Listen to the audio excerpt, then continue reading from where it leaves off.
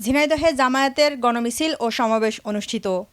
জুলাই সনদ বাস্তবায়ন, সংবিধান সংস্কার ও গণভোটের রায় বাস্তবায়নের দাবিতে ঝিনাইদহে গণমিছিল ও সমাবেশ অনুষ্ঠিত হয়েছে।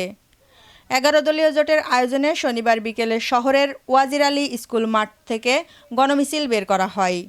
মিছিলটি শহরের বিভিন্ন সড়ক প্রদক্ষিণ করে কেন্দ্রীয় শহীদ মিনার প্রাঙ্গণে গিয়ে শেষ হয়।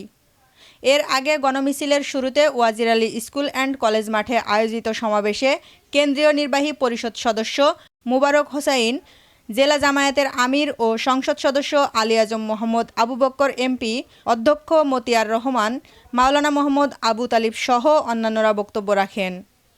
সে সময় বক্তারা জনগণের মতামতের প্রতিফলন ঘটাতে জুলাই সনদের বাস্তবায়ন, সংবিধান সংস্কার এবং গণভোটের রায় কার্যকর করা জরুরি উল্লেখ করে দ্রুত এসব দাবির বিষয়ে কার্যকর উদ্যোগ নেওয়ার জন্য সরকারের প্রতি আহ্বান জানান।